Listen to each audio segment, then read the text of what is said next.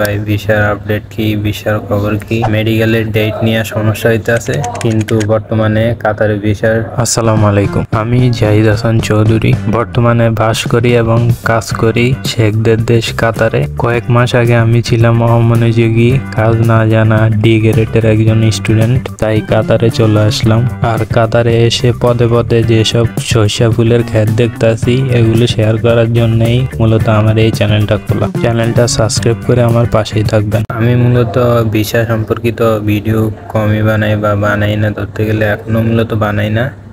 তবে কয়েকজন আমাকে কমেন্ট করে জানাইছে যে ভাই ভিসার আপডেট কি, ভিসার খবর কি।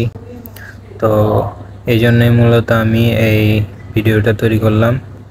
তো আমি হালকা পাতলা খোঁজ নিয়ে দেখছি বা আমার আশেপাশে কয়েকজনের অভিজ্ঞতা থেকে দেখতেছি যে কাতারের ভিসা মূলত বন্ধ।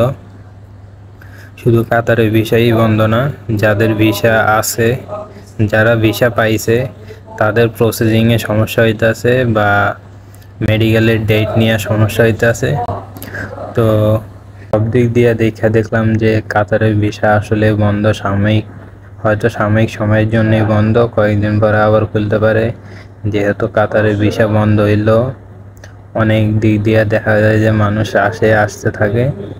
হয়তো তারা আগে ভিসা নিয়ে রাখছে, যার কারণে এখন আসতেছে, কিন্তু বর্তমানে কাতারের ভিসার সম্পূর্ণ পরিমাণে বন্ধ করে রাখছে। তো ভিসা আবার চালু হলে অবশ্যই আপনাদেরকে আরও একটা ভিডিওতে জানাবো যে ভিসা চালু হয়েছে বা ভিসা কোন মাধ্যমে চালু হয়েছে বা কোন মাধ্যমে আপনারা আবার অ্যাপ্লাই করতে পারবেন কাতারে আসার জন্য। ততক্ষণ পর্যন্ত আমার চ্যানেলটা অবশ্যই সাবস্ক্রাইব করে রাখবেন। আল্লাহ হাফেজ।